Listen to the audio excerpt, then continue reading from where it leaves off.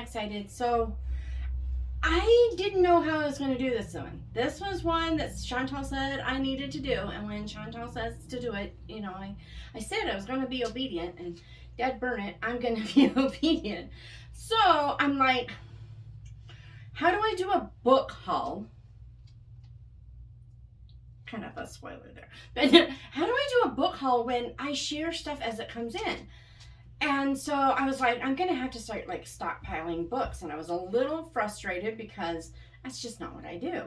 And I thought, well, okay, we'll figure this out. Because, usually they come in and I usually get 3 or 4 a day sometimes. So I'll, wait a couple of days. But then I'll show a little stack of what's come in on Instagram. And then I put them away because who's got room to, well, apparently I do now. There's the video coming. You'll see what I did to make that happen. But because of that, I didn't have many. I did have a couple books that I don't remember showing on Instagram, so I set those aside. And so I'm going to do that first, and then I've got another story for you. So, in no particular order, including one that is kind of still in the package. Let's do that one. Because, why not, right? I'm just like...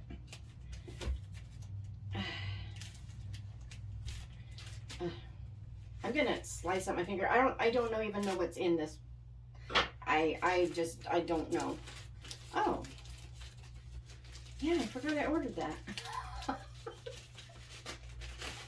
Okay, so I think Krista at Books and Jams might be the one who mentioned this one. It's the Evolution of Calpurnia Tate, and I don't know what it's about. Oh, look, they put a sticker on my receipt. No, they put a sticker with my receipt.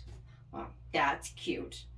Well, they should, because the ends, it's like someone did sprayed edges, but didn't know what they were doing. I don't know, it's kind of weird. But that's okay, because it's hardbound, and I'm a big fan of hardbound. And B, I didn't pay very much for it. Because not knowing anything about it, I decided, let's be smart. I don't mind supporting authors and paying for their books up front. I don't mind, and I will do it. Come on, I'm an author. I know, you gotta, whatever. But yeah, this one was it was almost $20 on Amazon, if I recall correctly. Don't quote me, because I don't know. But I feel like it was, and I got it for $8 with shipping, tax, license, and postal extortion fees. So, yeah. That's cool. Okay, and normally I don't read the backs because, that would take forever, right? But I'm going to say this because it's short. And when I say normally, I'm like talking about the podcast. I don't usually, but yeah. So my name is Calpurnia Virginia Tate, but back then, everyone called me Callie V. That summer, I was 11 years old and the only girl out of 7 children. Can you imagine a worse situation? Number one son can. He was the only boy out of 7 children for a while there. So I'm just saying. But okay, so we have the Evolution of Calpurnia Tate.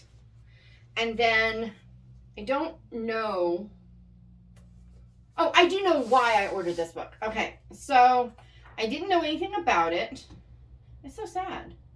I didn't know anything about it, but I asked on Avid Readers of Christian Fiction for a summary book, because I wanted a summary book for my summer/July to be read pile. And this was one that was recommended. It's Watercolor Summer by, is it Anne or Nan? Nan Corbett Allen. So it's Nan, not Ann. And the reason I was looking for this book is that I was born on the 1st anniversary of man landing on the moon. So I wanted a book that had that in there somewhere. So that's all I know about it, but it's hard to read all of this back here. But there's something about an artist colony on the beaches of Northwest something. Malcolm, a mentally challenged boy who lives at the artist colony, tries to befriend Kat, but his very presence annoys her to the core. and that's all I know. So the rest of it doesn't make a whole lot of sense out of context. So I think I should stop there. But interesting. This gal is a multiple Dove Award winner. Her lyrics and dramas have been performed across the U.S. So she is also a songwriter. So that'll be fun. I'm going to read that in July for my birthday, because why not, right? And then I just had Kimberly on the podcast like last week, I think. I saw this book everywhere. Now, Kimberly Woodhouse is mostly known today for her historical, especially historical Western-ish stuff. She writes with Tracy Peterson too, so they're both pretty prolific. Obviously, Tracy Peterson has been writing longer because she's older than Kimberly, but she's written a lot of historical Christian fiction. And then I saw this cover. This cover was everywhere, and somehow I missed the Kimberly Woodhouse-ness. And so I was talking to Tracy Peterson on the podcast, and she mentioned this book. I'm like, wait, that's her. So of course I had to have it, and I ordered it, and it didn't come in, and I was like, where's my book? And then I realized that I didn't actually hit submit or something, because it wasn't in my orders. So I ordered it again, and it's been sitting on the shelf untouched. But I thought, this screams July to me. Why? Because July here in the desert is, it's insanely hot. And 26 below sounds really good when you're an hour from Death Valley. I'm just saying. So I was like, I want to read that in July. So it'll be on the other thing, and I'll tell more about it then. But I did get that one in finally. And then it was really funny. I love how this, it's kind of like you don't see anybody pregnant, and then you get pregnant, and suddenly the world is pregnant. You never seen anyone with this car. You buy that car, and suddenly you can't go into a parking lot without getting into the wrong car because everybody and their brother actually has it, and you've just never noticed it. Yeah. Well, I had a bookish moment like that. So when I went to England with my friend Anne, she and her friend Lori, we all went to, they run a cottage school, a Charlotte Mason style cottage school in Tennessee. And Anne was talking about, looking at the poetry that they were going to look at this year. And she asked, what my favorite poems were. And, I listed a few that I thought were, ones that meant a lot to me as a kid. And then, I'm not kidding, everywhere I turned, there was this one. Oh, I forgot about that. There was this one. Oh, I forgot about that. And then I saw somewhere, it's classic poems for children. There's something on it. Oh, it's just kind of stucky to it. It's a flimsy little, I went to the website, the publisher website. What's the publisher name? This one particularly is illustrated by Jolyn Canty. Yeah. So it's from the Works of McDonald's website. And it was originally published as Baby's Classics. Okay, now I gotta go look for that because hardbound, right?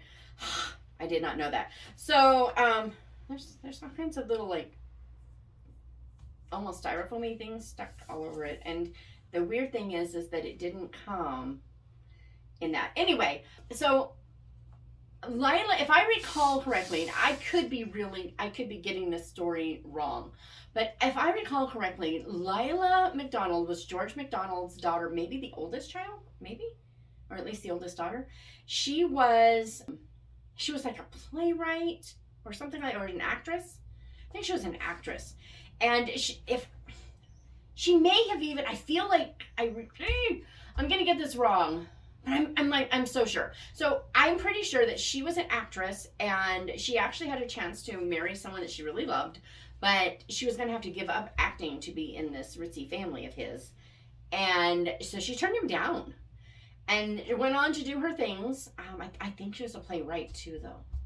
Anywho, and then at some point she came home and ended up taking care of a family with tuberculosis. Or was it just one person? It might have just been one person. It feels like it was a family. I'm getting my stories wrong, but there was tuberculosis. She had weak lungs and she died of tuberculosis pretty young. And I distinctly remember reading about how her father, after the funeral, they couldn't get him to come away from the grave. And at first that really bothered me because I don't really understand the grave thing. It's not part of our family culture. And so I was like, it's, you know, different people, different times, whatever. But that's why people don't want to leave, especially that first day. Because, I mean, if you think about it, your daughter has just died.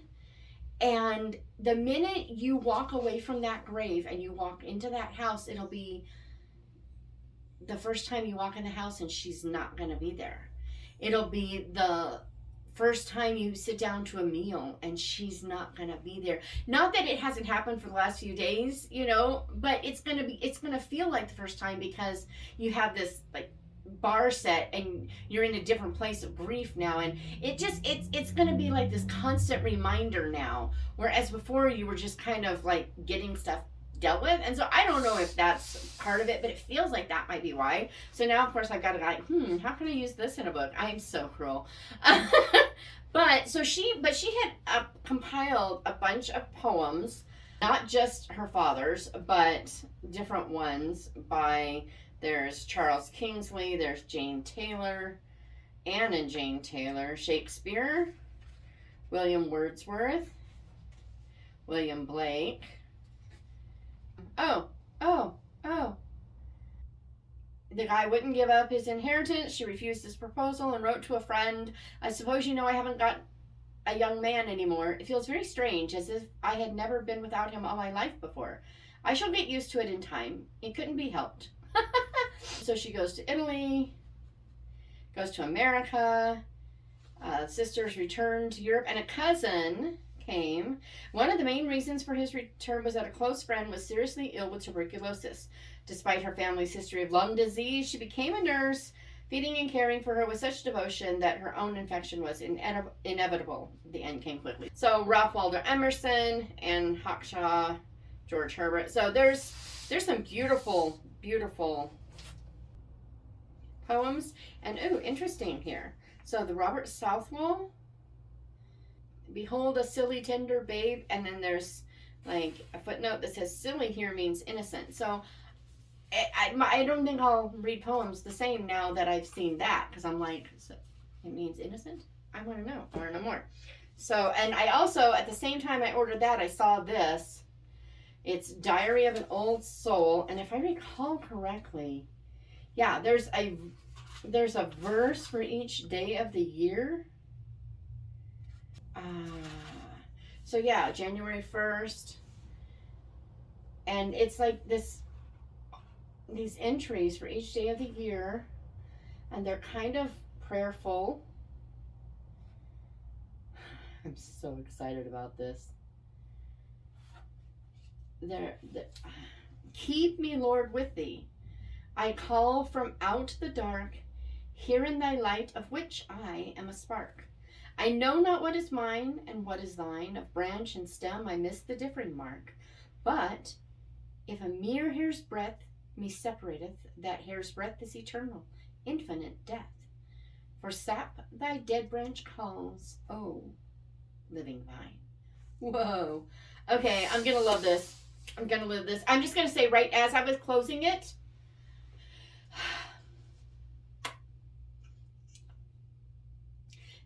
this is going to have words that were common and considered acceptable of the time that aren't today. And they're not used in a derogatory way in this, from what I could see as the page folded over. But I'm just going to point out that I saw something that I went, So I'm not even going to say what it is because it wasn't meant to be offensive. And so why get all worked up about it? And then that would have been my haul right there. That would have been it. And I was like, that's okay, but that's no fun. So I had a bag of clothes and a box of my mom's books to take to the thrift store. So I'm like, I haven't been inside that thrift store in like over 5 years. I mean, it's been a long time. So I thought, you know what? Go in, see what the thrift store has. Why not? I mean, seriously, why not? So I did.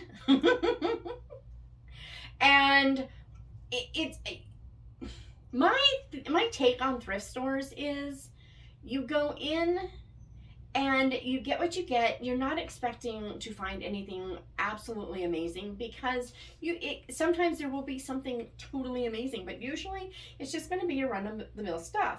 But I do love buying books at thrift stores because you can get, quite a lot of books that you might not have been willing to spend the money on because you don't know about them, for almost nothing, for really the cost of a book or less. So why not, right? So I got this stack for $10. Okay, I'm just gonna point that out. And there's a couple of hardbounds in here, which is why it even went up that high.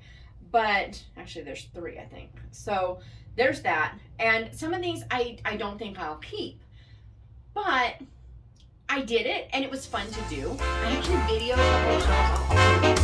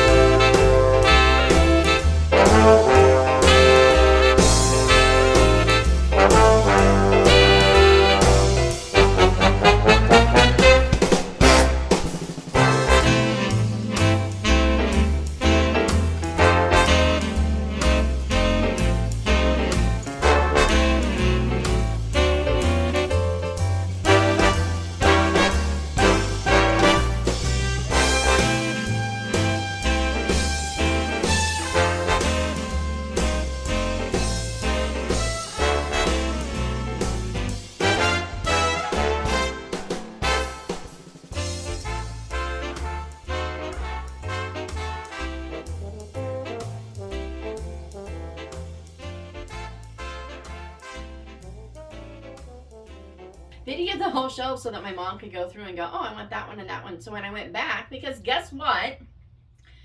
The drop off was closed for organization that day. So I couldn't even drop my stuff off. I had to go back. So this week I went back and I'll show you what I got that day. But anyway, so I got books that aren't necessarily going to be permanent additions to my shelves. Some will, some won't.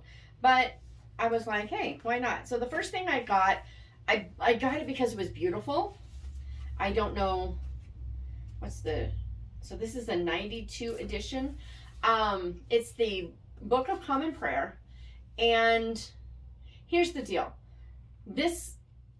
I got it because it was slightly different, and I want to compare and contrast. Because when we were at Hawkshead? It couldn't have been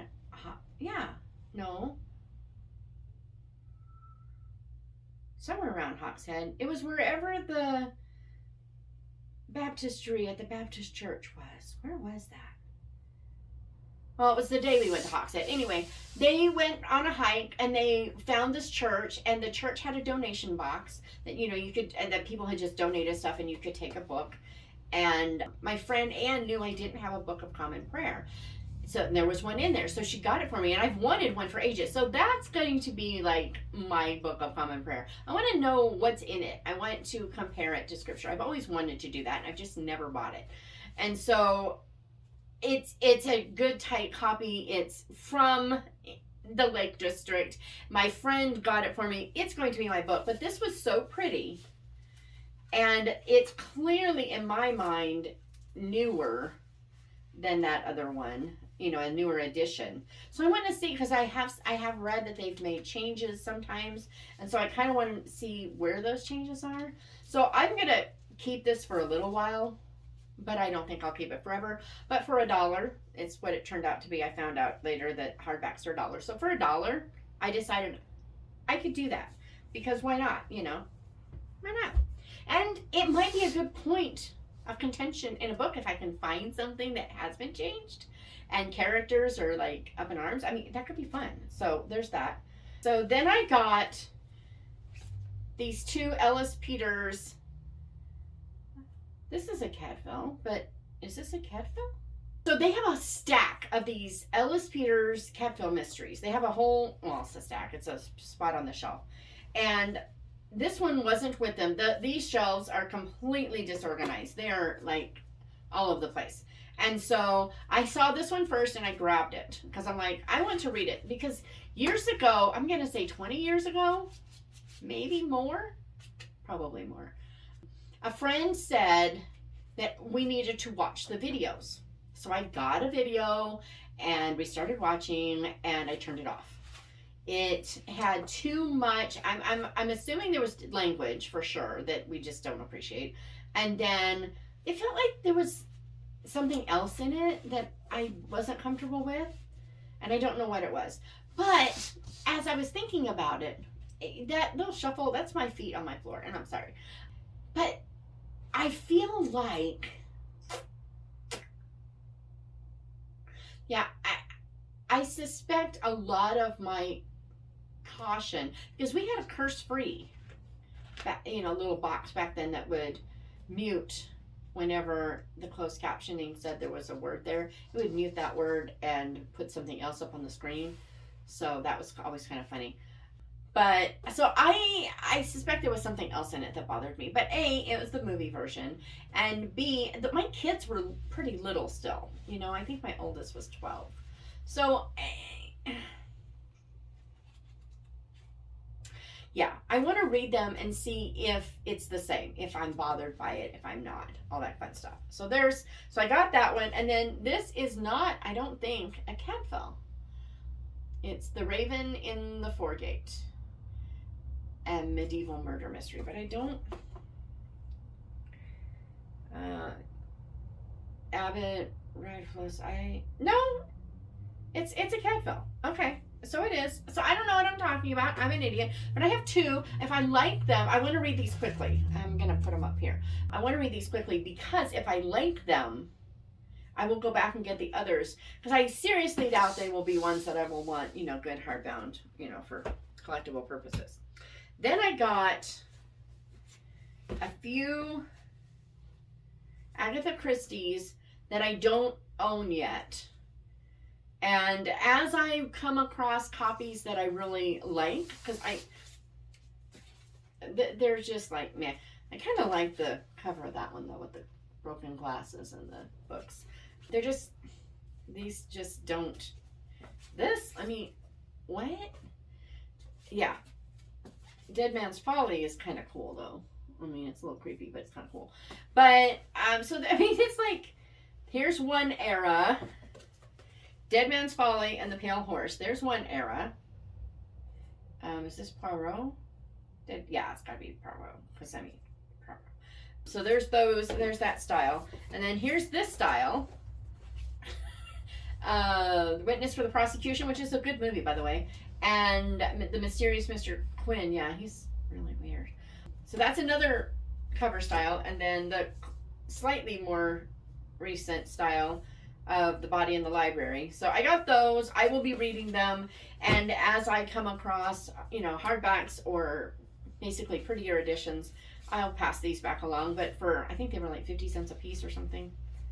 1, 2, 3, 4, 5, 6. I don't know what maybe they're 75 cents a piece. I don't know what they do. But I know they charged me $1 for a hardback yesterday, so I'm assuming that, yeah, whatever. So anyway, I have a few 5 Agatha Christie's, which are great because Mom will love to check those out too. And then, there's a book that I did not get at the thrift store. I'll throw that in at the last second. Then I got Secrets of Mary's Bookshop. It appears to be the first in one of the Annie's Attic or Annie's Fiction, Annie's Attic things. No, this isn't Annie's. This is Guideposts. But I grabbed it because it appears to be the first in the series because she's about to open a bookstore. So it's a Guidepost hardback. I don't expect it to be, fabulous literature, but I think it'll be fun. It's about a bookshop, and it's Mary's Mystery Bookshop. And I was like, I want to read this. She's finally going to open her bookshop in her beloved hometown of Ivy Bay on beautiful Cape Cod. I mean, come on. You should have fallen in love with old Cape Cod. And then obviously a mystery and her childhood friend Henry. So I assume at some point it'll go romantic, but that's okay because it probably won't in this one. And if I like it, I'll find more. I'll go on eBay. That's one of the, again, thrift stores. You can grab a book and go, yeah, I want to find out more about that, and then you can either just move along or get another one. Then I went over to the children's section. I've never read this book. I don't know anything about this book, but I love Marie Hall Etz. Just Me by her is one of my favorite. This is fun. This is really fun. I had a new horn and a paper hat, and I went for a walk in the forest. A big wild lion was taking a nap, but he woke up when he heard me blow my horn. And then it's so fun. It's so cute. There's a parade and a party in the forest. So I had to get it because I love her. And then, guys, back in like 1993, my friend showed me, and hers was a little paperback, kind of like this. She showed me this book, and I fell in love with it. I just thought it was the most adorable thing. I bought one, and my kids, I don't think they even remember it because they wore it out so fast, so young, and I never replaced it. But I was like, I'm getting that book. So it is The Red Ripe Strawberry and the Big Hungry Bear. And that mouse, oh my goodness, that mouse. Now, it's a little loose, but it's, everything is it is reasonably tight. But it's got these big, beautiful pictures. Oh, little mouse, what are you doing? Thick pages. I'm going to pick a big red strawberry. Haven't you heard about the Big Hungry Bear? Woo! How he loves red, ripe strawberries. My kids, when they were little, would go, woo, with me. He can smell it a mile away. I love this thing. He's like, I'm gonna get that strawberry. Yeah, so I had to have it. And now I have one for like grandbabies and for my kids to maybe remember, but I doubt it. It's just, yeah. I forgot about that one. Oh my goodness. So anyway, I love children's picture books so much, and so I definitely had to get that. All right, so as I was coming over to the thrift store, I saw the fruit guy. He actually has trees this time, which is totally new. But I was like, last time I came over this way and Mr. Fruit Guy was there, by the time I got back, he was sold out. So I came straight here after I left. And yeah, guys, the strawberries. Oh my goodness, they smell so good. Whew. So I'm putting strawberries on top of my books. I can't believe I'm doing that.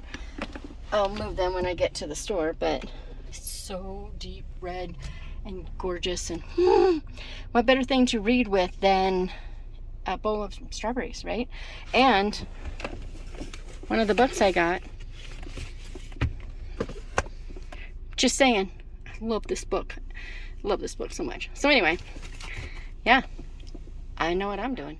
All right, so that was the thrift store haul numero uno. How's that for combining two completely different languages? Except not. They're both Romance languages, so it counts. No, but so that was my first trip. So then when I finally went back the other day to drop off those things, I went back in. I wanted to see just how different it is. And there were new books on the shelves. Most of them didn't interest me. Lots of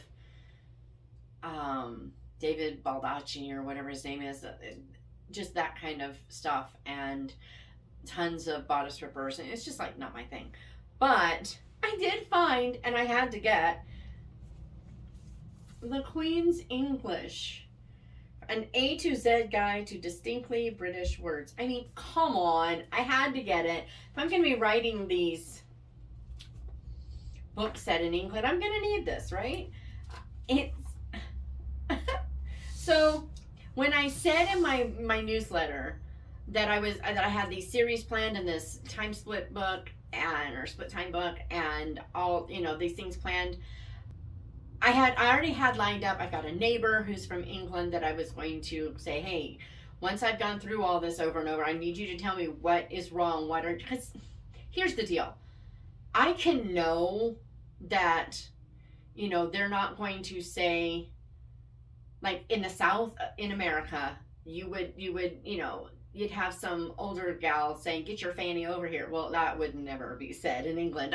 So I know those kinds of things, and even like, I know that you turn the bathroom light on from the hallway. They don't usually have a light switch in the bathroom. And I know you have to turn the switches on. I knew all that before I went over there, but knowing it in your head and day-to-day usage, you forget. We won't talk about the crock pot and the wasted soup. We won't talk about it. Anyway, so even though you may know in your head, it's not your daily usage, so stuff is going to slip through. So I've got my neighbor and I've got a friend who lives in Ireland who is from SoCal, so she probably has a good idea of what to look for. So I had people set up, but I got an email from one of my newsletter subscribers that's like, please, for all that this holy, make sure you get someone to check it out to get it right? So I got this because I thought this would be a great kind of a pre-edit thing. And there was one that just grabbed me right away. All mouth and trousers. I have never heard that saying before in my life. And basically it's, he's full of himself. He talks a good game, but it's not, there's no substance behind it. So I got that because why wouldn't you? And then, all right, give me a second. I have a box and a story. Box. Okay. So, Neville is again pouting over there. So, Anne is my friend who told me to read the Sensible Shoes books, and it took me forever to do that. I mean, that was like 2017, 18, somewhere in there that she said I should read that. And I just read them at the end of 2022 and beginning of 2023. So last year, when we were at our writing retreat, she was talking to me about Anthony Trollope. And I keep wanting to call them the Barchester books, but that's actually not Barchester. Something like that. Oh, we're going to flop again? You are such a nut. I swear, if my children tried to throw the attitude that this dog is... Oh my goodness. So anyway, she told me, that I would love it. And I have read and watched both Dr. Thorne. But somehow I didn't catch that it was part of a series. So I've been looking, because I looked it up and I found out that there are 6 books in the series. So I've been looking for them. And I couldn't find them. Well, when I was telling Anne about how it drives me nuts that I can't find a set, there's a 4-volume set, a Folio Society. They are beautiful. I wanted them so badly. But there's only 4. And I was like, no. Barsetshire. Anyway. And so, I love how this seller repurposes their stuff here. So, but there's only 4, and I couldn't find the other 2 sold separate. So I don't know if maybe Folio Society didn't do them all. I don't know. But I got smart this time. She's rereading, or not reading, she's continuing the series herself. And she was talking about it the other day, and I was telling her how I've had such trouble. And I'm telling you, Murphy is a thing. As soon as I said that, I was like, you know, I should go make sure there's nothing else. And guess what? There was a set of 6 hardbound Anthony Trollope Barsetshire novels. But I got these Oxford editions.